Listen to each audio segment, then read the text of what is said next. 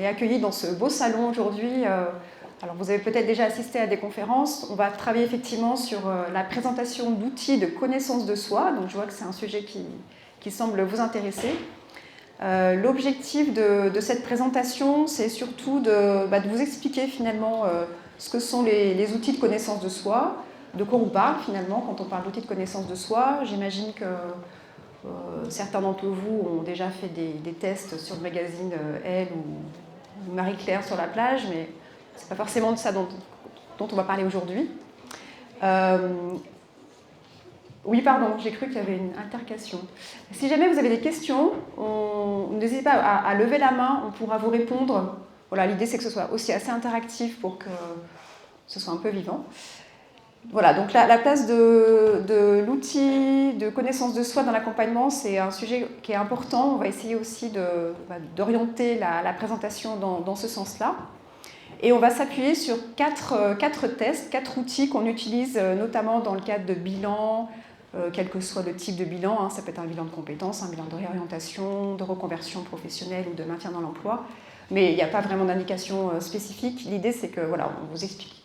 On utilise ces outils-là dans un contexte d'accompagnement et pas uniquement seul. Donc on va présenter notamment les outils qui s'appellent SOSI. Alors il y a une deuxième version qui s'appelle SOSI 2, un outil qui s'appelle Motiva, un autre outil qui s'appelle Performance et un autre, enfin, alors on va dire 2 autres qui sont assez apparentés, qu'on appelle le MBTI ou le Golden, que certains peut-être connaissent puisque c'est peut-être l'outil le plus connu en général. Avant de rentrer dans les détails, est-ce qu'il y a des personnes qui auraient déjà réalisé des tests de personnalité ? Levez la main peut-être, on voit. Oui, donc effectivement un certain nombre. Est-ce que ça concernait l'un de ces tests ? L'un de ceux-là ? Oui. D'accord, bon, vous êtes venu pour rien alors, vous savez déjà tout sur les tests. Vous vous êtes retrouvés dans les résultats ? Moyen ? Bon. C'était dans les cadres d'accompagnement ? Non, pas forcément. Okay.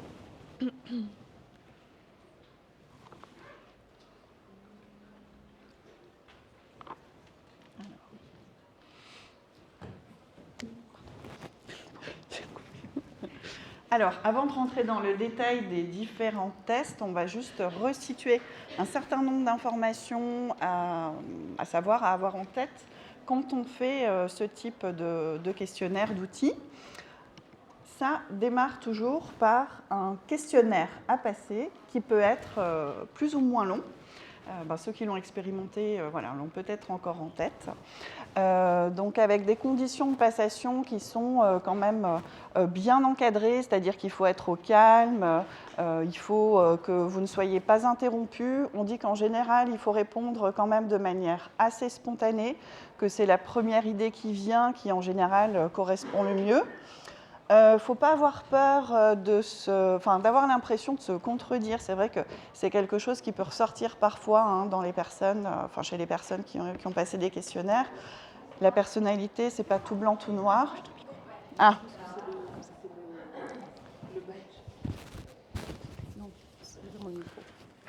Vous m'entendez là ? Je recommence tout ou c'est bon ? C'est bon. Donc, je disais que, faut pas avoir peur. Des fois, on a l'impression de se contredire un petit peu dans les outils, mais la personnalité, c'est pas tout blanc, tout noir, c'est normal. Souvent, il y a des thématiques qui reviennent plusieurs fois dans les outils. Du coup, vous avez plusieurs questions qui sont relatives aux mêmes thématiques et qui vont revenir à plusieurs reprises. Les tests vraiment qui sont utilisés en accompagnement sont vraiment des tests qu'on achète à des éditeurs de tests. Pour en citer quelques-uns, il y a Pearson, très connu. Performance, c'est l'éditeur de tests. Ça, c'est les 2 principaux que nous, on utilise, par exemple.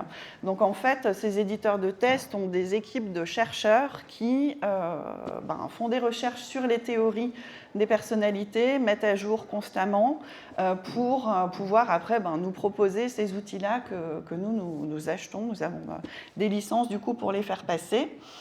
Un test a toujours des qualités psychométriques. Alors, on ne va pas rentrer dans un cours de psychométrie, c'est assez imbuvable, mais en fait, c'est pour vous expliquer que voilà, il y a vraiment une approche théorique et scientifique derrière. Et avant qu'un test soit mis sur le marché, il y a vraiment des tests qui sont faits. Le test est testé plusieurs fois pour être sûr qu'il mesure bien ce que l'on souhaite qu'il mesure, pour être sûr qu'il n'interfère pas avec d'autres variables, pour être sûr aussi qu'il tienne dans le temps, c'est-à-dire que si vous le passez à un instant A, normalement à un instant B, ça ne doit pas être complètement l'opposé, sinon il y a un problème. Donc voilà, il y a beaucoup de tests qui sont faits avant que ce soit vraiment mis sur le marché. Après, nous, en tant qu'accompagnants, forcément, donc on a plusieurs outils à notre disposition. On va choisir un test en fonction du profil de la personne, en fonction de ce que l'on souhaite creuser aussi chez la personne. C'est pour ça qu'on va vous montrer des exemples de 4 tests, parce qu'ils ne creusent pas les mêmes choses. Donc, on va faire le choix, nous, en tant que professionnels, avec votre accord, bien sûr, parce que forcément, on vous propose des choses, et puis il faut que ça vous convienne aussi. D'un test pour creuser, et puis on va choisir ce qu'on appelle un étalonnage. Je ne sais pas si ça vous parle, un étalonnage, vous avez déjà entendu Oui, non, pas de main qui se lève. En fait, un étalonnage, c'est une population de référence à laquelle vous allez être comparé. Donc, ça peut être une population, pour certains tests, on peut avoir des populations de cadres, des populations de managers, des populations de commerciaux. Pour certains tests, ça peut être les hommes et les femmes, d'autres idées comme ça. Pour les tests d'aptitude, mais qu'on ne verra pas là, c'est plutôt sur niveau de diplôme. Donc voilà, on va choisir du coup le test et l'étalonnage auquel vous allez être comparé. Je prenais l'exemple, par exemple, on a des étalonnages de manager, une personne qui veut évoluer vers le management. On peut la comparer du coup à un étalonnage de manager. J'ai eu le cas dernièrement, une personne qui était directrice d'une structure qui voulait être DG. On a eu un étalonnage DG, donc on l'a comparé à cet étalonnage-là pour que ce soit vraiment précis du coup dans les résultats, qu'elle ait vraiment un retour par rapport à ça. Forcément, un test, comme si c'était logique, c'est logique pour nous en tout cas qu'il y a un entretien de restitution. Et ça, c'est hyper important, c'est-à-dire que l'outil en lui-même, il fait ressortir des résultats, mais les résultats, quand vous les avez comme ça, en fait, ils ne veulent pas forcément dire grand-chose.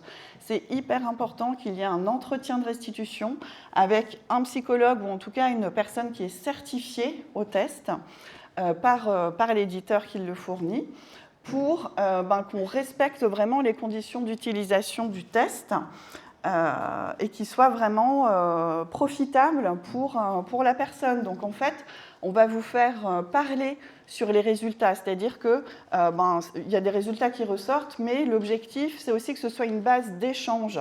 C'est important que vous puissiez exprimer votre avis, de dire dans quoi vous vous retrouvez, si au contraire vous ne vous retrouvez pas. Donc c'est surtout en fait un moyen d'échanger plus précisément sur vous, votre manière de fonctionner, votre personnalité. Les résultats en soi sont une base en fait à cet échange. Voilà. Et vous avez le droit de dire, parfois, comme je disais, la personnalité, c'est pas tout blanc, tout noir, donc vous avez le droit de dire des fois, si vous ne vous retrouvez pas trop, mais on va chercher ensemble qu'est-ce qui fait qu'effectivement ça a pu ressortir de cette manière-là. On va chercher des exemples, on va vous demander dans votre expérience professionnelle, dans votre parcours, si vous avez des exemples qui illustrent telle caractéristique qui a pu ressortir ou pas.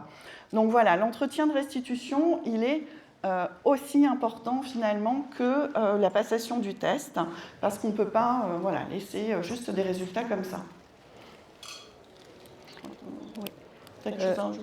Oui, j'ajouterais juste par rapport au fait d'être certifié. En fait, être certifié, ça veut dire que la personne qui fait passer le test et qui restitue a été formée, et validée par l'éditeur dont parlait Adeline. Et effectivement, c'est très important que la personne soit certifiée pour avoir cette légitimité, la connaissance de la pratique du test, et puis la connaissance aussi de l'accompagnement, la connaissance de l'être humain, tout simplement. Donc ça, c'est des choses qui sont vraiment évidentes, en tout cas pour nous, dont on fait attention. Alors effectivement, il y a parfois des tests qu'on fait dans le cadre de recrutement, donc ce n'est pas forcément les mêmes tests que vous allez faire.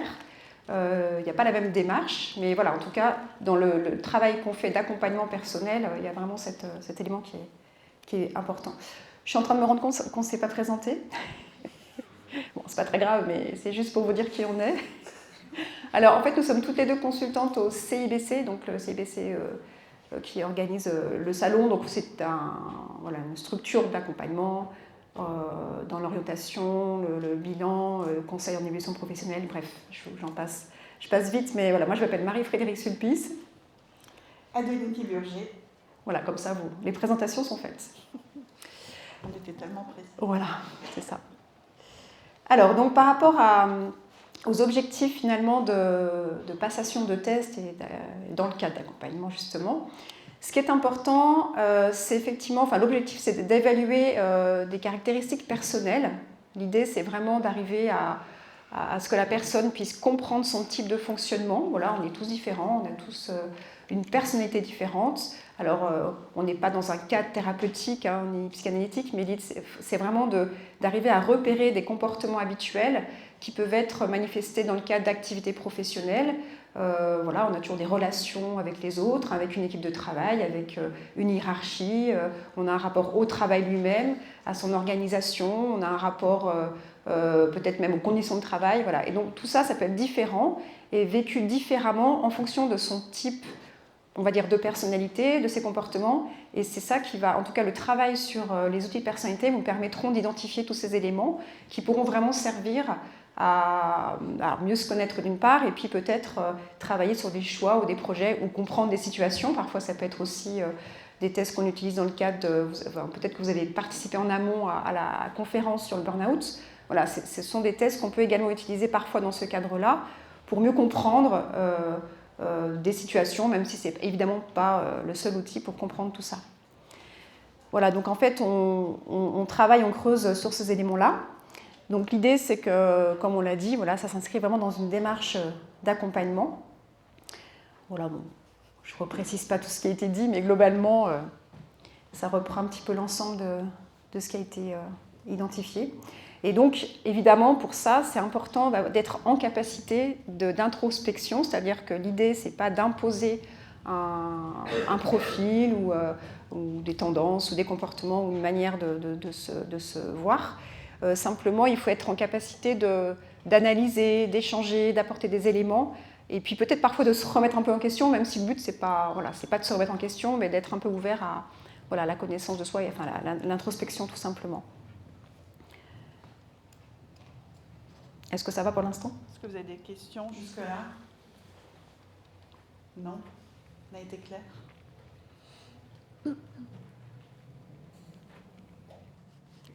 Alors, on va parler du SOSI deuxième version, qui s'appelle SOSI 2. Est-ce que quelqu'un l'a passé, celui-ci ? Non ? Personne l'a passé. Pourtant, il est bien connu, il est bien utilisé. Non ? Il s'utilise en accompagnement et beaucoup aussi en évaluation, en recrutement. C'est un outil assez complet parce qu'il permet vraiment une évaluation à la fois de la personnalité et du système de valeurs. Alors, la personnalité pour faire des hypothèses en fait, sur le comportement professionnel, comment une personne va se comporter de manière générale dans telle ou telle situation. Et le système de valeurs donne des informations sur les motivations, sur les éléments qui poussent la personne à agir, mais aussi, du coup, ses sources de motivation. Donc, c'est vrai que c'est un outil qui est assez intéressant, assez complet. Il peut permettre, du coup, alors, notamment en accompagnement quand on se pose des questions sur son poste, mais aussi dans l'évaluation, dans le cadre du recrutement, de faire ressortir des décalages entre des caractéristiques de poste, des motivations, le potentiel de la personne. Le questionnaire concerne 8 traits fondamentaux de personnalité, 6 valeurs personnelles. Les valeurs personnelles, c'est-à-dire ce qui est important pour la personne dans son quotidien, dans son travail, et 6 valeurs interpersonnelles, ce qui est important pour la personne avec son entourage, en fait, au niveau relationnel, qu'est-ce qu'elle attend des autres. C'est un outil qu'on utilise notamment aussi pour des managers ou alors pour des personnes qui veulent évoluer vers du management, parce qu'il permet aussi de faire ressortir des styles de leadership, si on est plutôt leader, organisateur, facilitateur.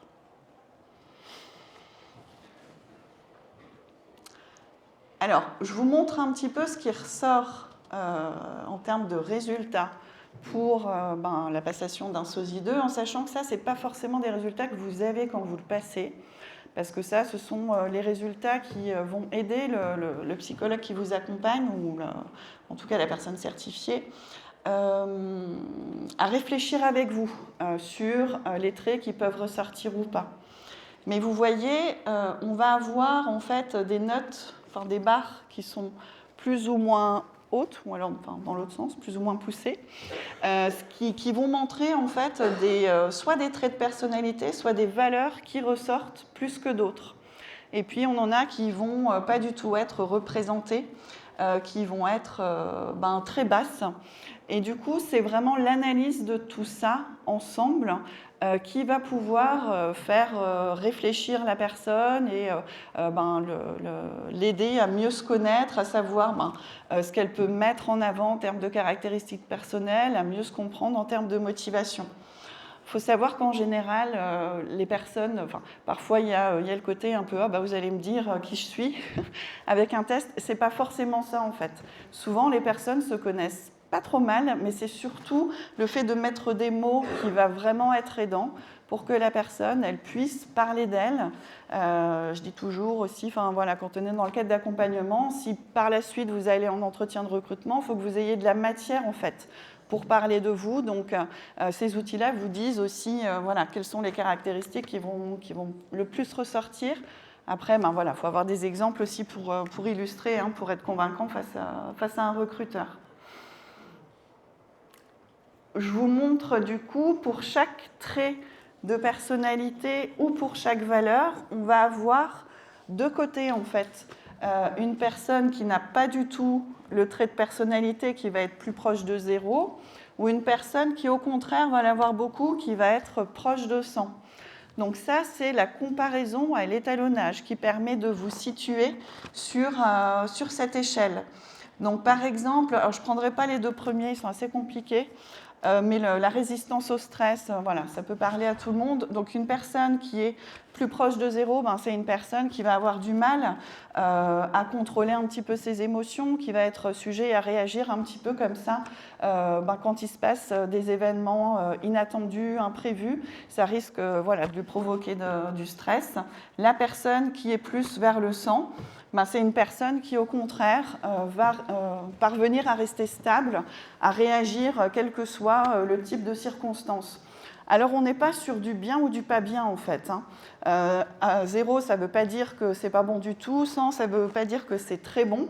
En fait, l'idéal, c'est plutôt d'être dans une moyenne et d'être capable de varier ses comportements, plutôt. Mais pour certains métiers, ça peut être très intéressant d'être plutôt dans la réaction, dans l'émotion. Et pour d'autres métiers, ça peut être très intéressant de savoir vraiment résister en permanence. Ah non, c'est pas celui-là. Ce qui est intéressant, en fait, ce sont les croisements dans cet outil. Là, je vous montre un exemple. Quand on se pose la question de dans quel type d'environnement cette personne serait le mieux pour travailler, on va regarder, en fait, 3 échelles qui sont 3 valeurs. La recherche d'approbation, c'est-à-dire une personne qui a besoin de soutien, d'encouragement, par exemple.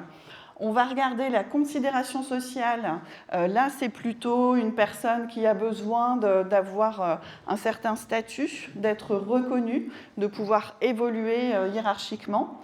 Et le matérialisme, là, c'est plutôt une personne qui a besoin d'avoir un retour sur investissement assez rapide, assez concret. Donc, on va regarder en fait ces 3 dimensions chez la personne pour faire des déductions sur quel serait le type d'environnement favorable pour elle. Et là, on se rend compte que déjà, c'est plutôt élevé sur les 3, mais il y en a surtout 2 qui ressortent plus. C'est une personne qui va être beaucoup plus attachée en fait à ses collègues, à l'environnement de travail, dans le sens recherche de soutien, recherche d'encouragement, peut-être recherche de travail en équipe, de solidarité. Elle va être aussi sensible à la considération, à la reconnaissance de son supérieur hiérarchique. Elle n'est pas insensible au côté matérialiste, mais ce n'est pas le plus important pour elle. Et donc, on va regarder en fait certaines dimensions pour creuser certaines thématiques et on peut en déduire un joli texte, comme vous avez en dessous, que l'on va formuler ensemble, que l'on va rédiger ensemble pour qu'il colle vraiment à qui vous êtes et toutes les informations que vous allez pouvoir apporter vraiment de manière plus précise par rapport à ces résultats et ces dimensions-là.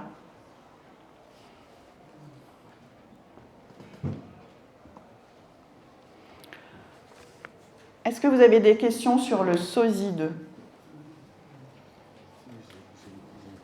Dites-moi.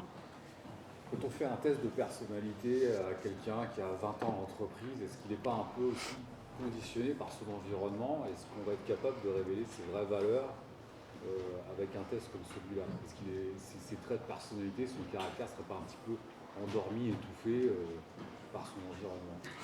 Alors, c'est pour ça que les conditions de passation sont importantes. C'est vrai qu'il faut vraiment essayer de se projeter comme on est personnellement. Donc déjà, ça c'est à la base du questionnaire.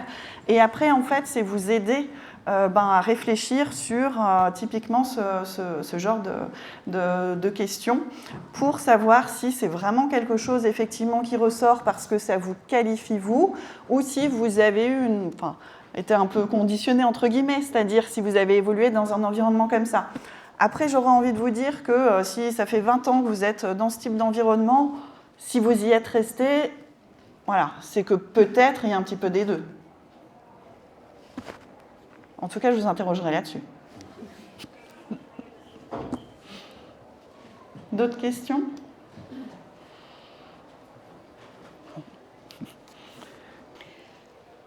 Alors, on va passer à un autre test qu'on appelle Motiva. Enfin, qui s'appelle Motiva. Alors, est-ce que certaines d'entre vous le connaissent? Ah, une personne. Une. Très bien. Alors, il s'agit effectivement d'un test qui est plutôt utilisé dans l'aide à l'orientation, mais qui s'appuie sur l'identification d'intérêts professionnels. Donc là, on est un peu moins dans la personnalité, comme on l'a vu avec le SOSI, ou qu'on verra avec un autre type de test. Mais en même temps, on s'appuie quand même sur des choix personnels qui permettent d'identifier des comportements ou des situations. Donc voilà, il y a un questionnaire auquel les personnes vont pouvoir répondre et qui va amener à identifier d'abord des centres d'intérêt. Voilà, je vous les présenterai tout à l'heure. Et surtout, ces centres d'intérêt, on va les réinterroger sous l'angle des intérêts concrétisables, c'est-à-dire qu'est-ce que je me sens capable de faire. Voilà, j'ai peut-être un intérêt pour l'agriculture, mais voilà, est-ce que je me sens capable aujourd'hui ou après un an de formation de faire cette activité en lien avec l'agriculture. Donc, c'est des éléments qu'on va identifier à travers ce test-là. Et l'autre intérêt qu'il a également, ce test, c'est qu'il travaille beaucoup sur les motivations, puisqu'on a tous des motivations à aller au travail, mais elles sont différentes, c'est-à-dire qu'on n'a pas forcément les mêmes attentes. Et le fait d'identifier ces motivations permettront également de mieux cerner ses propres besoins pour aussi amener la réflexion et pourquoi pas amener à des choix professionnels.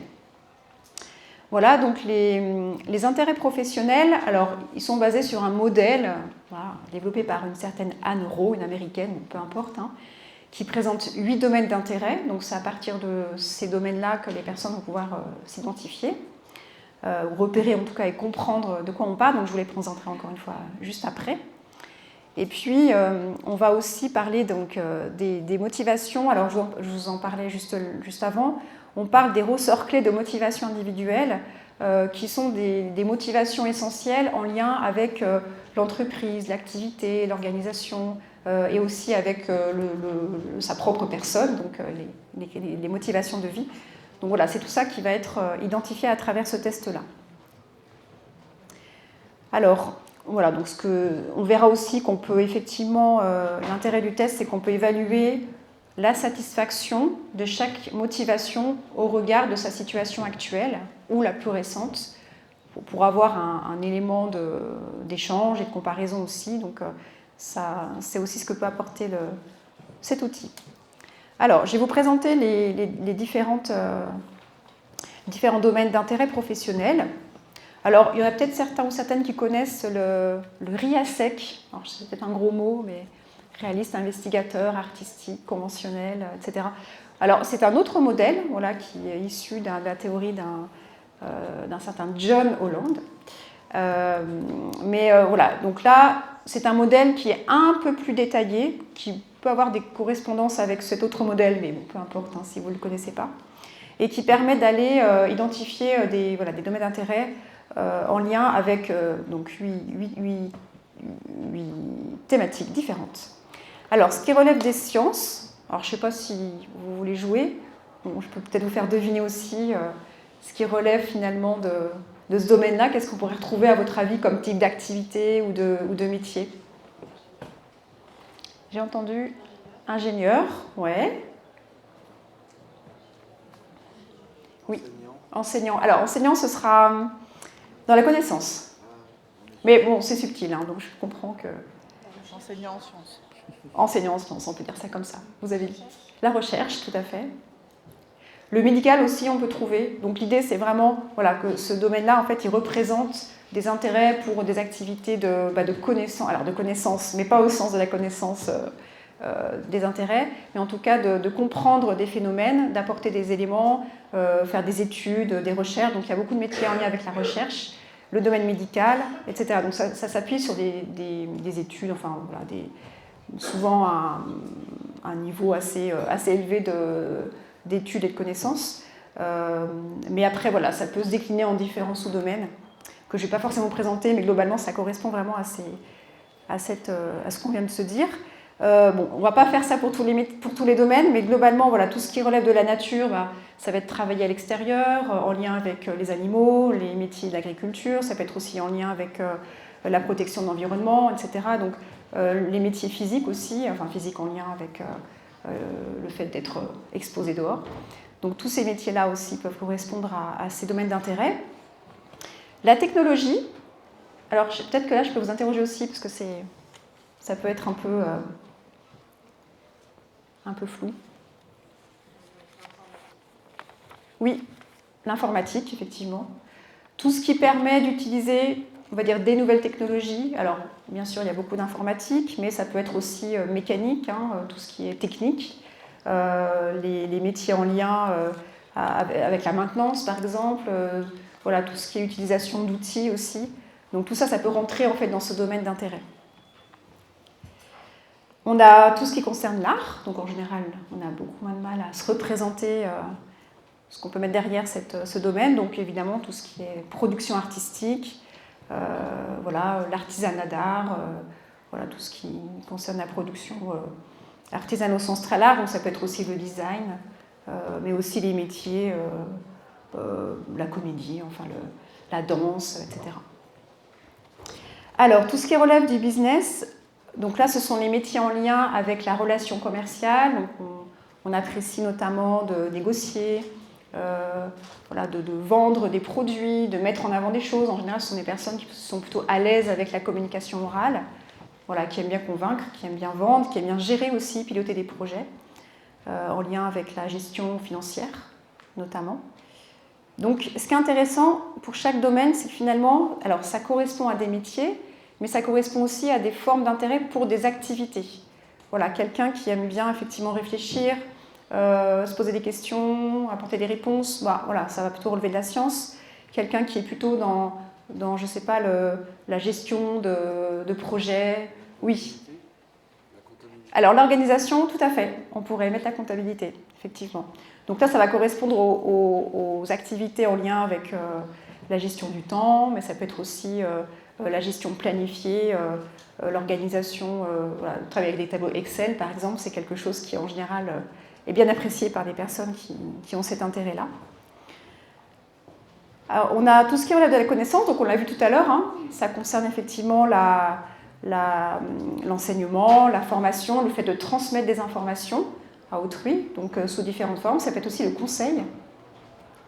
Et enfin, on a le service. Donc tout ce qui est service, c'est tout ce qui est aide à la personne. À partir du moment où on apporte quelque chose à autrui, que ce soit dans le soin, dans l'écoute, le soutien psychologique, le domaine social, l'aide à la personne, voilà, tout ça, ça peut être aussi la coiffure, l'esthétique, voilà, tout ça, ça relève du service. Et donc le fait d'identifier ces intérêts professionnels permettront de relier finalement ces intérêts à ces domaines d'intérêt, tout simplement. Alors là, je vous montre un résultat, voilà, comment ça se manifeste. Une personne qui aurait passé le test donc verrait effectivement, donc c'est un exemple de résultat, pour une personne qui a des intérêts qui sont classés finalement, les uns par rapport aux autres, donc sachant que si vous calculez bien, on arrive à 100% à la fin. Donc ça permet de classer et de prioriser ces domaines d'intérêt par rapport à ce qu'on vient de voir. Donc visiblement, c'est une personne qui a voilà, un plus grand intérêt pour les métiers en lien avec le service, ou en tout cas pour les activités en lien avec le service. Mais aussi après, on voit la nature, la connaissance, etc. Puis vous voyez que de plus en plus, on arrive à des intérêts qui sont moins importants pour la personne, hein, puisqu'on est à des niveaux qui sont inférieurs à 10%. Voilà, donc ça c'est juste pour montrer, on essaie de creuser finalement, une fois qu'on a ce résultat-là, ce que ça veut dire. Hein. Finalement, ça peut étonner la personne, ça peut correspondre à ses attendus, ça peut l'interroger aussi par rapport à pourquoi finalement ça ressort de cette manière-là. Donc on fait le lien avec vraiment les intérêts personnels, professionnels, ce que la personne aime faire en termes d'activité, et puis l'explication de ces domaines d'intérêt, et puis valider, hein, est-ce que c'est quelque chose qui correspondrait ou pas. Alors on va un peu plus loin, du coup, avec la... oui, pardon, tu avais déjà fait. Donc là, effectivement, là, ça vous présente ce qu'on appelle les intérêts concrétisables, c'est-à-dire à partir de mes intérêts repérés, qu'est-ce que je suis en capacité de pouvoir faire. Donc on relie ça plutôt à une forme de réalité. Donc vous voyez que la présentation, enfin en tout cas le contenu est différent de ce qu'on a vu tout à l'heure. On retrouve l'organisation, l'organisation je crois que ça n'y était pas, mais le service pardon, et la nature. Mais l'organisation n'était pas présente tout à l'heure. Donc finalement la personne elle se sent plus capable de faire des choses en lien avec l'organisation, et ça correspond également à une forme d'intérêt. Donc ça réinterroge finalement la manière dont elle se positionne, donc ça permet aussi d'aller un petit peu plus loin sur ses envies et ce qu'elle se sent capable de faire. Excusez-moi. Oui. Quelle est la différence du coup avec un test comme transférence? Alors là, je te laisserai plus répondre parce que moi, je ne connais pas transférence. Mais tu connais pas Motiva. Moi, je n'utilise pas vraiment transférence, donc je ne suis pas la meilleure placée pour vous répondre. Alors, transférence, c'est plutôt un outil qui est basé sur les compétences. La Motiva, c'est sur les centres d'intérêt. Donc, la clé d'entrée n'est pas la même. Transférence, en fait, vous allez répondre à des questions concernant vos compétences. Et c'est là que ça va vous permettre d'arriver à des listes de métiers. Mais Motiva, ça part des centres d'intérêt pour arriver à des listes de métiers. Merci.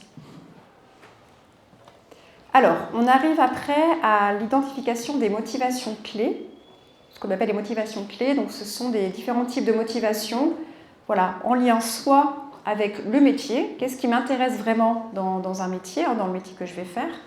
Donc, parce que voilà, ça permet effectivement de sortir, d'avoir une activité physique, de parler avec les autres, c'est ça qui m'intéresse vraiment. Donc, c'est là-dessus qu'on va identifier les motivations. Ensuite, on va s'intéresser aux motivations en lien avec l'activité directe de travail. Voilà, donc est-ce qu'on aime avoir des activités variées? Est-ce qu'on aime travailler longtemps sur un ordinateur? Est-ce qu'on aime se déplacer, etc. Donc finalement, les activités vont être vraiment interrogées de manière assez isolée du reste des motivations, comme les autres motivations, donc par rapport à l'entreprise et l'organisation, quel est le type d'entreprise qui pourrait un peu me correspondre. Est-ce que je suis plus à l'aise avec une grosse organisation qui apporterait une sécurité d'emploi, ou alors qui me permettrait d'évoluer, de me former, ou alors qui permettrait d'avoir une bonne ambiance de travail, qui pourra aussi apporter des conditions de travail favorables. Donc ça, c'est aussi interroger. Et enfin, on vous interroge sur ce qui vous motive dans la vie en général. Qu'est-ce qui est important à travers le travail? Effectivement, le fait d'être reconnu, le fait d'avoir pouvoir préserver l'environnement, ou ça peut être aussi d'autres intérêts. Être indépendant, par exemple, c'est quelque chose qui peut être important. Donc tout ça, on va l'identifier à travers ce questionnaire, et il va ressortir alors sous la forme suivante. Merci. Voilà, donc ici, on a un résultat qui permet de mettre en avant les différentes motivations. Donc vous voyez que chaque thématique ressort en lien avec le métier, le travail, l'entreprise et la vie. Et donc, on identifie les 3 motivations principales. Donc, à partir du questionnaire auquel la personne aura répondu, elle pourra générer finalement ces 3 motivations dans tous les champs. Et à droite, ce que vous voyez, c'est une classification, en tout cas une évaluation du degré de satisfaction de chaque motivation par rapport à sa situation actuelle.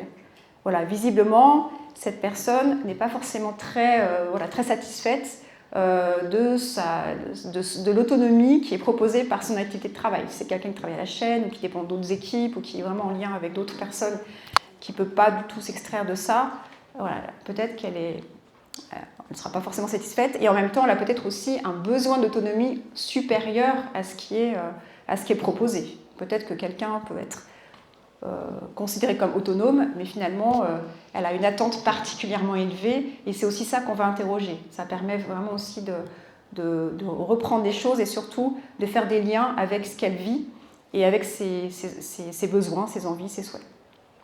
Voilà, à l'inverse, on peut voir que, par exemple, il y a quand même des choses qui sont positives, alors je ne vois pas tout. Développer un haut niveau d'expertise, c'est quelqu'un qui fait de la recherche ou qui est sollicité pour des thématiques très très spécifiques. Finalement, elle peut être tout à fait satisfaite de ce critère-là. Donc tout ça, ça permet d'interroger l'actualité de la personne et de voir finalement quels sont ses vrais besoins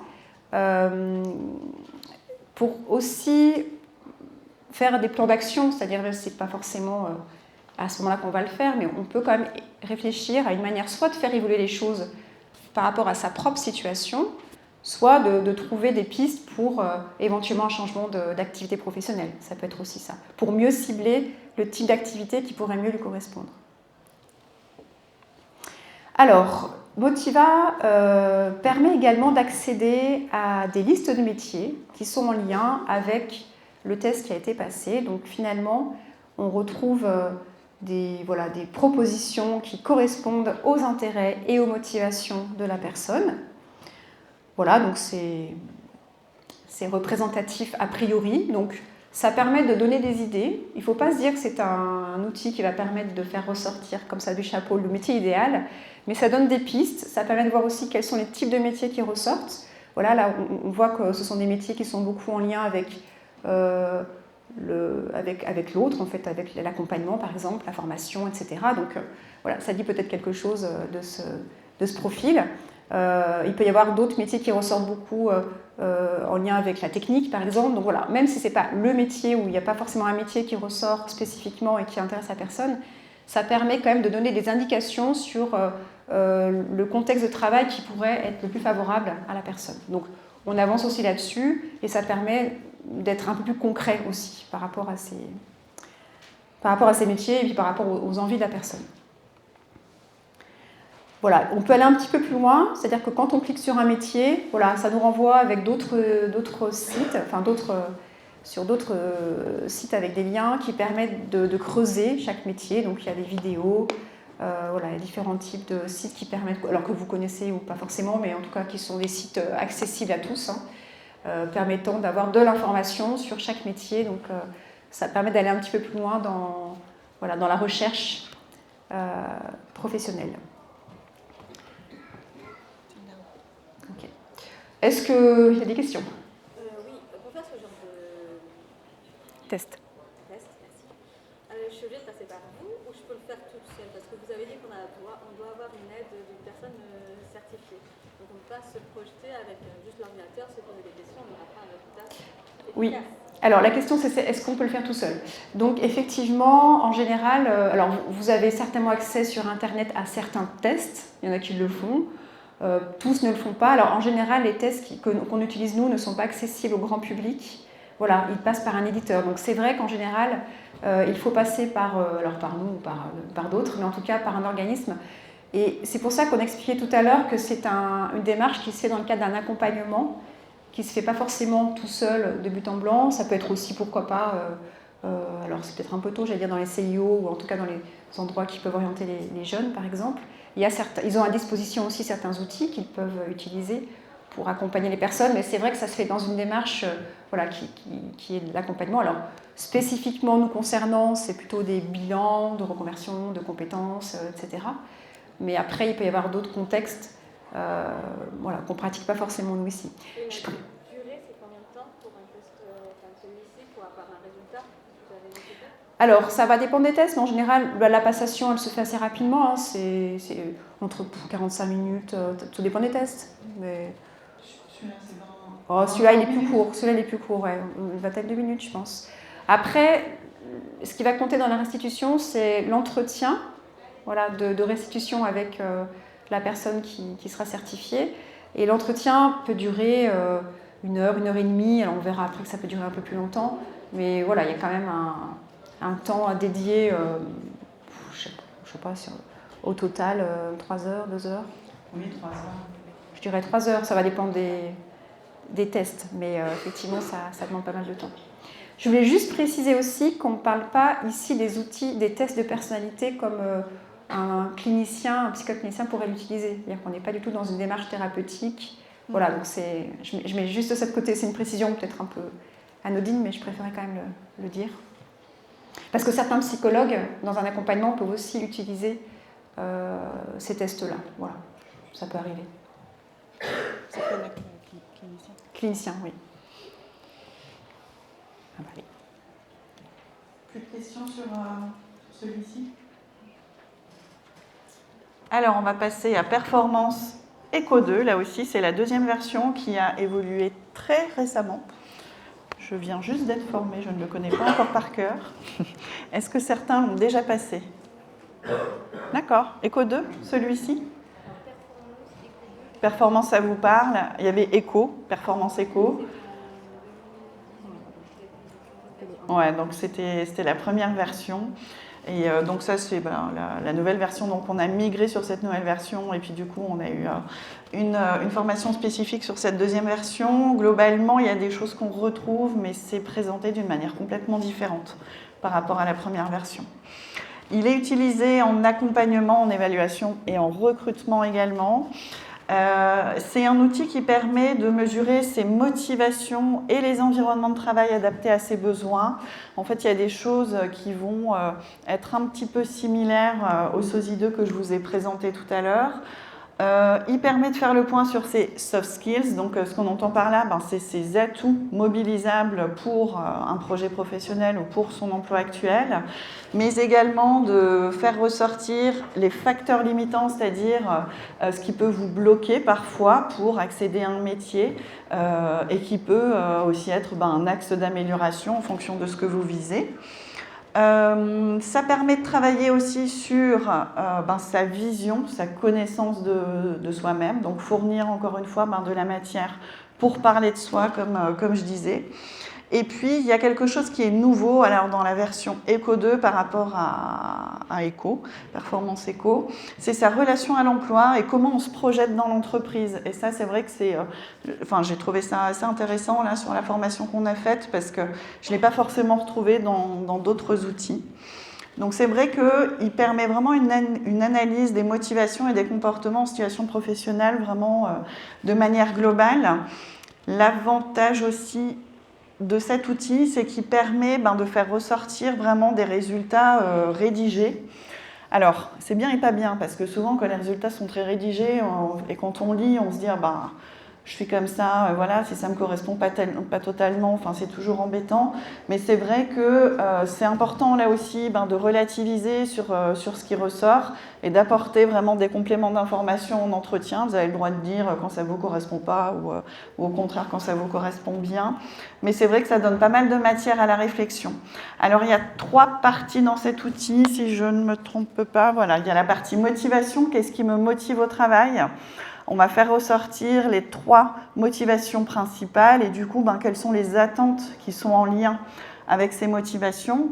Je vous mets là des exemples de motivations. Donc, il y en a 9 au total.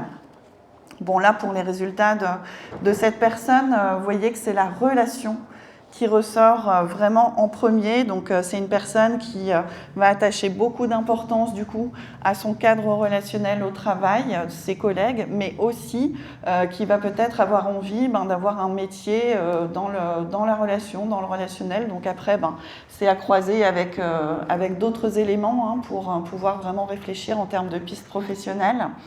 C'est une personne qui a besoin de reconnaissance, donc qui a besoin d'évoluer, d'avoir un certain statut, d'avoir des retours sur son travail. Donc ça va dépendre un petit peu du type de métier, mais surtout aussi du responsable, de l'organisation, de comment est organisée du coup la structure. Et puis, pareil, l'autonomie, ça c'est quelque chose aussi qui va dépendre du métier et de comment ça se passe en interne, comment c'est organisé en interne. Donc après, on va vraiment vous interroger sur votre métier actuel. Est-ce que vous vous retrouvez par rapport à tout ça? Comment vous situez ces motivations par rapport à votre poste actuel? Ou alors, si elles ne sont pas assouvies, vraiment se poser la question éventuellement d'un changement.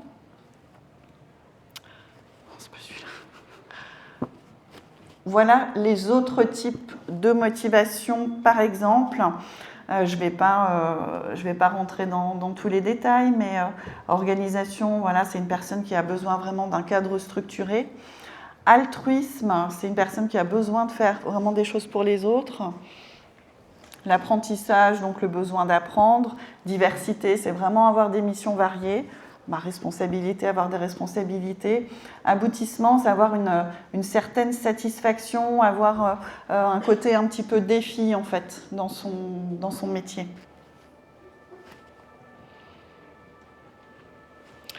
Ensuite, on va trouver les soft skills dans ce rapport ECO2 et ils ont créé un modèle pour que ce soit un peu mémotechnique, c'est IDEAC. Alors, IDEAC, c'est influence, c'est-à-dire comment je préfère m'exprimer et fédérer autour de moi. Décision, comment je préfère évoluer, choisir entre plusieurs possibilités. Efficacité, comment je préfère structurer mon activité, gérer les situations stressantes. Agilité, comment je préfère m'adapter aux changements et les initier. Et coopération, comment je préfère échanger dans l'équipe et contribuer aux travaux collectifs. Et donc, pour chacune de ces dimensions, vous avez un petit résultat comme ça, un petit résumé.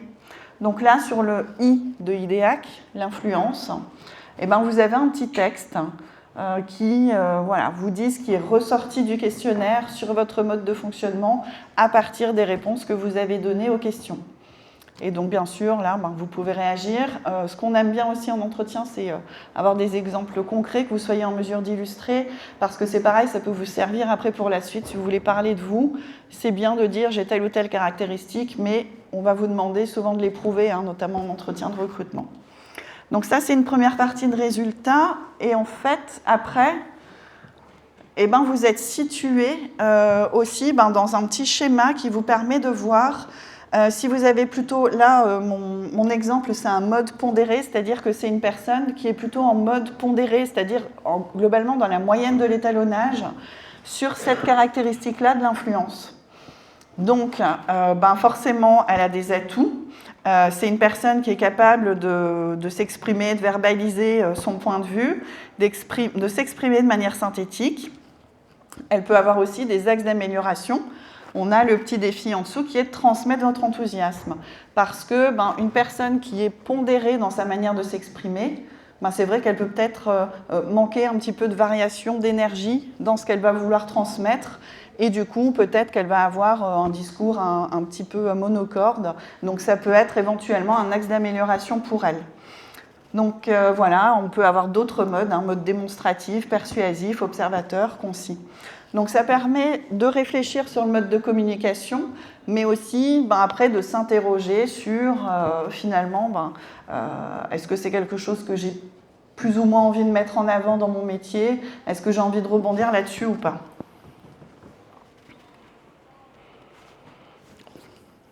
Alors, troisième niveau de résultat, c'est ce qu'ils appellent le contrat psychologique. C'est comment je me projette dans ma relation à l'emploi. Ça, c'est assez intéressant parce qu'on ne l'a pas forcément dans les autres outils. Je vous en ai mis 3 en exemple. C'est se projeter par exemple dans le temps. Est-ce que j'ai besoin de sécurité, d'être vraiment dans une relation de confiance dans mon organisation? L'identification aux valeurs, c'est être vraiment en cohérence avec ce que fait l'entreprise, quelle est son activité. J'ai besoin de retrouver du sens. Stratégie de développement, ça peut être une stratégie, une personne qui a envie en fait de développer ses compétences dans une entreprise, qui va peut-être être moins attachée du coup à l'entreprise parce qu'elle va chercher en tout cas à se développer, et quand elle aura atteint le maximum de ce qu'elle pouvait faire, elle va plus facilement peut-être changer d'entreprise. Elle sera moins attachée peut-être aux valeurs et elle aura moins besoin de sécurité que dans la projection dans le temps. Voilà un petit peu des exemples. Des questions? Alors, par exemple, si on prend l'exemple de la reconnaissance, j'ai du mal à voir dans quelle mesure c'est plus lié à un métier qu'à une entreprise. En fait, on va prendre un métier, donc 2 entreprises qui font le même métier, dans une on aura la reconnaissance, dans l'autre on n'aura pas. Alors, vous avez des métiers qui peuvent être plus ou moins valorisés aussi, en fait, où on va pouvoir avoir de la reconnaissance du fait du statut du métier ou de l'exposition du métier. Donc ça peut être lié au métier, mais vous avez raison, après il y a tout ce qui est reconnaissance au sein de l'entreprise qui va être lié à l'entreprise et aux responsables notamment.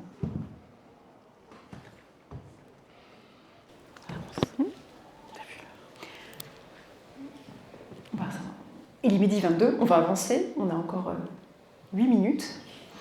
Alors, je vais vous parler maintenant du MBTI ou du Golden, qui sont 2 tests très similaires. Est-ce que certains ou certaines d'entre vous l'ont déjà fait? En général, il est un peu plus connu celui-là. C'est un peu la star des tests. Bon. Alors, je vais essayer de vous en parler assez rapidement. Donc, c'est effectivement... alors, je vais parler des 2 tests. Ils sont utilisés souvent dans le cadre d'un accompagnement individuel, comme on l'a vu tout à l'heure. Mais ça peut être aussi utilisé en entreprise pour du coaching, du travail d'équipe, éventuellement, pour mieux se connaître. Donc, c'est vraiment un outil qui est très utilisé pour la connaissance de soi. L'idée, c'est effectivement de mieux se connaître, pour savoir aussi comment se développer.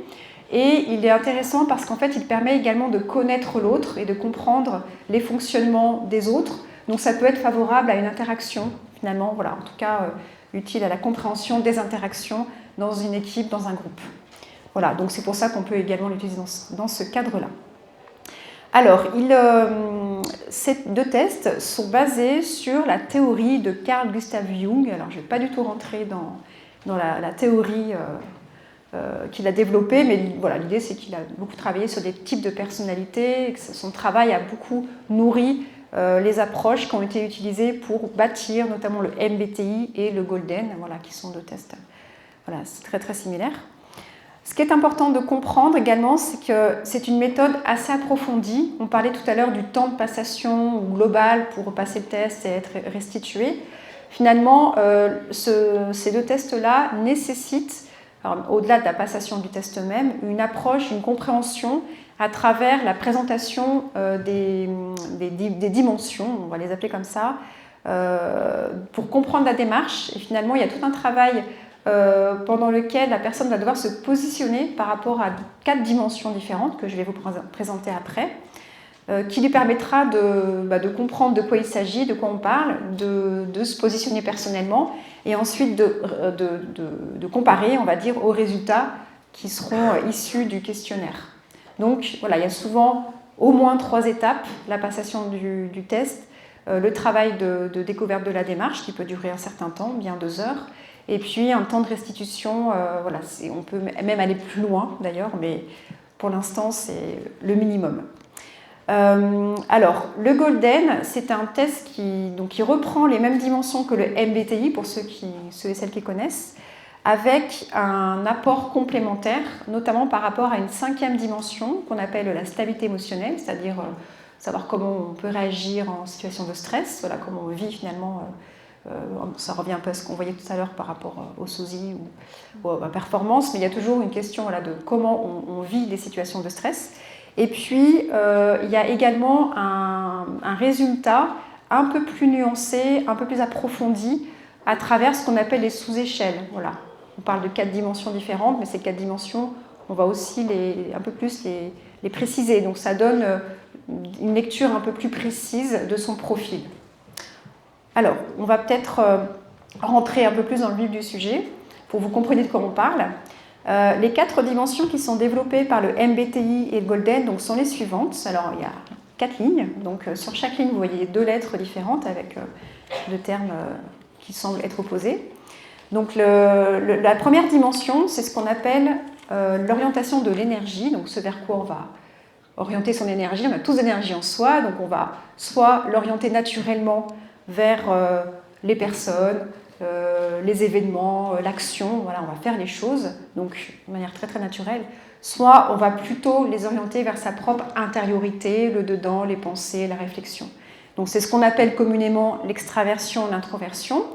Et donc le positionnement de la personne lui permettra de se situer sur cette ligne entre l'introversion et l'extraversion, sachant qu'on n'est pas complètement introverti ni complètement extraverti, il y a forcément des nuances. Donc l'idée c'est d'arriver à se positionner sur ce curseur-là entre les 2 dimensions. Et ce sera pareil pour chaque dimension qu'on va aborder les unes après les autres. Donc la 2e dimension, c'est celle qu'on appelle le recueil de l'information. C'est-à-dire comment vous voyez le monde qui nous entoure, comment vous le percevez. On a différentes manières de percevoir ce qu'on voit, tout simplement. Ne serait-ce que quand on a vu une scène d'un accident dans la rue, on n'a pas forcément vu les mêmes choses, on ne va pas focaliser sur les mêmes éléments. Donc, soit on va plutôt focaliser sur des détails, sur des éléments très précis. On sera plutôt du côté de la sensation, donc c'est ce qu'on ressent avec nos 5 sens, hein, ce qu'on voit, ce qu'on touche, ce qu'on sent, etc., ce qu'on entend. Soit on va plutôt avoir une lecture globale de la scène, où on va être attentif à, on va dire, je sais pas, le temps qu'il faisait, ce qu'on ressentait de manière générale, est-ce qu'il y avait beaucoup de monde autour, etc. Donc, en fait, de manière naturelle, chacun va soit avoir un recueil de l'information qui tout de suite ira dans le détail, dans le contenu, à partir de ces 5 sens, soit va plutôt être global avec notamment une association d'idées. Donc ça va être très très en jeu dans la manière aussi de communiquer avec les autres, par exemple. Enfin, je ne vais pas rentrer trop dans les détails, mais l'idée c'est d'arriver à effectivement se situer entre l'une et l'autre de ses préférences, parce que c'est comme ça qu'on appelle chaque pôle de chaque dimension, une préférence, entre la sensation et l'intuition pour ce qui est du recueil de l'information. Ensuite, on a la 3e dimension qui est celle de la prise de décision. Donc on peut avoir une préférence du côté de la pensée, c'est-à-dire qu'on va prendre ses décisions à partir d'éléments objectifs, factuels, mesurables. Voilà, on va prendre des différents critères et puis on va calculer, on va faire on va avoir une réflexion très précise pour avoir une décision qui sera peut-être la même que si on était de l'autre côté, hein, du côté sentiment. Du côté du sentiment, on va vraiment se baser sur ses propres sentiments, sur la relation à autrui, c'est-à-dire sur les conséquences qu'une décision pourra avoir sur les autres, et aussi sur ses propres valeurs. Donc la méthode n'est pas la même, la décision peut être la même, mais en tout cas, voilà, la manière d'y arriver sera peut-être un peu différente. Et enfin, la dernière dimension, c'est ce qu'on appelle le style de vie, ou le rapport au monde ou au temps, où on est soit du côté de l'organisation, c'est-à-dire que les événements au travail souvent d'ailleurs, hein, on va s'organiser, on va prévoir, on va planifier en avance, on va prévoir même l'imprévisible parfois, ou alors du côté de l'adaptation, en fonction des événements et de la survenue de chaque événement, on va faire les choses. Voilà, on va se mettre en route, on va commencer à se mettre au travail au dernier moment, on va dire. Alors c'est un peu l'exemple des enfants qui font leurs devoirs le dimanche soir à 10h du soir. Mais globalement, voilà, c'est vraiment une manière d'appréhender le monde et de s'organiser, parce que c'est quand même une manière de s'organiser.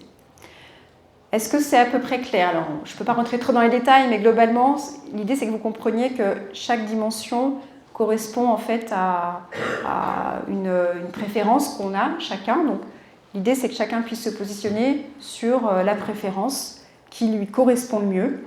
Et à partir déjà d'un travail d'introspection, de découverte de la démarche, et ensuite à partir du résultat du questionnaire. Donc, comme il y a 4 dimensions, avec 2 préférences chacune, ça donne lieu à 16 types différents qui sont caractérisés par 4 lettres en fait, qui vont reprendre chaque préférence.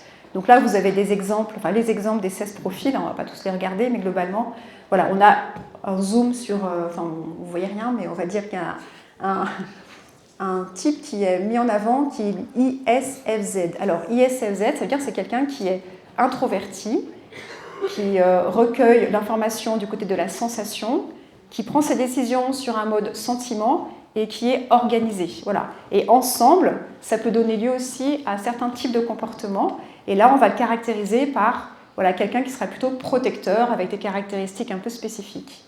Alors, même si on donne des définitions un peu précises de chaque type, chacun est différent et chacun aura vraiment des résultats très très personnalisés. Donc, on ne peut pas dire qu'une personne sera forcément ressemblante à ce qui est présenté. Donc là, on vous montre un exemple de résultat, comment ça peut se présenter. Donc là, on voit les 2 premières dimensions entre extraversion, introversion et sensation-intuition, où finalement, on voit l'intensité des réponses qui permet de dire que la personne est plutôt introvertie. On voit qu'elle est introvertie à plus de 50%. Et puis, du côté du recueil de l'information, elle est du côté de la sensation à presque 50%, et avec un petit score quand même du côté de l'intuition. Donc, ça montre que c'est un profil qui est plutôt marqué, quelqu'un qui sera plutôt introverti, donc plutôt à l'aise avec les idées, les pensées, la réflexion, qui préfère peut-être les petits comités, qui préfère l'écrit à l'oral, donc qui sera un peu plus dans ce type de fonctionnement. Je passe sur le reste parce que je crois que l'heure tourne. Oui. Voilà, on a ensuite les sous-échelles. Alors les sous-échelles, c'est ce qui va décliner, en tout cas ça permet de décliner chaque dimension. La première dimension, entre l'introversion et l'extraversion, elle peut être déclinée en partial, empathique, détaché, compatissant, logique, subjectif, combatif et coopérant. Donc là, ce n'est pas du tout la première, c'est la troisième. C'est la dimension de la prise de décision. Donc ça montre aussi qu'on peut avoir des résultats un peu différents dans une même dimension, où la personne sera peut-être logique, c'est-à-dire qu'elle arrive à prendre des décisions à partir d'éléments presque scientifiques, mais en même temps, elle est très coopérante. Et la coopération, la met plutôt dans le domaine, dans la dimension sentiment, alors que la logique correspond plutôt à la pensée. Donc, ce qui montre que dans une même dimension, on peut avoir finalement des résultats un peu opposés, et ça permet de mieux se comprendre et de ne pas catégoriser les gens dans une seule case. Ça, c'est aussi important de comprendre. Et puis, la dernière dimension qui est un apport du Golden, c'est ce qu'on disait tout à l'heure sur la gestion du stress, le rapport à la stabilité émotionnelle. Donc là, on a aussi un rapport entre le fait d'être tendu, la tension, ou la sérénité. Donc, visiblement, c'est quelqu'un qui est plus tendu que sereine. Donc ça permet d'interroger aussi sur la manière dont la personne vit des situations de stress, comment elle y fait face, est-ce que ses réponses sont adaptées, comment ça fait écho également au profil qu'on a pu voir en amont. Donc ça donne des éléments complémentaires de compréhension et ça permet parfois d'identifier des axes d'amélioration pour faire en sorte que les choses soient plus sereines, par exemple, pour cette personne. Voilà, je passe vite parce qu'on a un peu dépassé le temps. Est-ce que vous avez des dernières questions par rapport à ça? Quel est le coût de ces tests et quelle est la marge d'erreur? Combien de personnes qui passent ces tests ne se reconnaissent pas du tout dans ces tests? Le coût, alors, en fait, nous, on les paye. Ouais. C'est variable, en fait, entre 20 et 50 euros le test, on va dire. En fait, nous, on a des licences, comme on en fait beaucoup passer, on peut avoir des prix, en fait, avec la Fédération nationale des CIBC, notamment. Donc, un coût comme ça, individuel, je ne sais même pas combien c'est. Et après, combien de personnes ne se... Enfin, c'est rare qu'une personne ne se reconnaisse pas. Après, comme je disais, elle peut apporter en fait des informations complémentaires, à dire là-dedans, je me retrouve pas sur certaines dimensions, sur certaines phrases. Mais en général, on arrive quand même toujours à trouver pourquoi ça a pu ressortir comme ça en termes de résultats. Est-ce que la personne s'est projetée dans une situation particulière quand elle a répondu au questionnaire? Est-ce qu'elle est conditionnée par autre chose qui fait que ça a pu ressortir comme ça? Voilà, en général, ça s'explique. Il y a un ordre de passage des tests, parce que le test de personnalité, je pense qu'il est en amont de le reste. Avant de travailler, on avait déjà une personnalité, donc je pense que les autres tests qui sont plus basés sur la condition des banques. Sur les métiers, ouais. Alors, c'est sûr que, moi je dis toujours, mieux se connaître, ça permet de mieux s'orienter. Donc, effectivement, si un ordre à choisir, ça peut être logiquement plutôt la personnalité, après les centres d'intérêt. Après, ça dépend vraiment aussi de la personne, de son contexte, de sa problématique, de ce qu'elle cherche à creuser. Et ça se fait forcément dans le cadre d'un bilan de compétences ou on peut demander à faire un test Alors non, il y a des prestations plus courtes, des prestations par exemple mieux se connaître qui font 3 heures. Donc si, ça c'est tout à fait possible. Mais après, vous me faites une belle transition sur ma conclusion. Voilà, c'est toujours important en tout cas de resituer les choses par rapport à l'objectif de la personne. Donc pourquoi elle veut passer ce test, dans quelles conditions on passe ce test et forcément l'entretien de restitution parce qu'on ne vous laisse pas juste avec des résultats comme ça. Parce que ça ne veut rien dire les résultats seuls comme ça. Donc voilà, c'est forcément quand même un minimum d'accompagnement et les prestations les plus courtes, c'est mieux se connaître, c'est 3 heures. Donc, et c'est votre organisme qui propose ça? Oui, nous les faisons. Ouais. Et pour ce qu'il en est de la formation, si la personne elle sait ce qu'elle veut faire mais qu'elle n'a pas les compétences parce qu'elle n'a pas été dans le domaine, est-ce qu'il est préférable de faire tous les tests pour connaître ses compétences sur l'intuition, la sensibilité, ou si elle va développer ses compétences dans ce domaine ou dans un autre domaine? Alors, tout dépend de ce que vous appelez compétences. Parce que ça pourrait être le sujet d'une autre conférence, les compétences. Parce qu'on va appeler les compétences techniques, les hard skills. Et après, effectivement, les soft skills, là, ce sont plus des caractéristiques de personnalité. Donc, voilà, tout dépend de ce que vous appelez compétences. Si c'est une question de personnalité, ça va être des outils comme cela. Après, les compétences techniques, ça c'est complètement autre chose et ce n'est pas des outils comme ça qui les font travailler. Oui. Merci à toutes et à tous. Merci.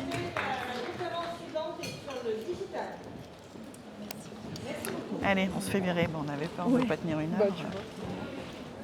Je récupère un petit micro. Ah oui. Ils sont légers, ils s'oublient. Bon, on était bien. Parfait. N'est-ce pas? Parfait.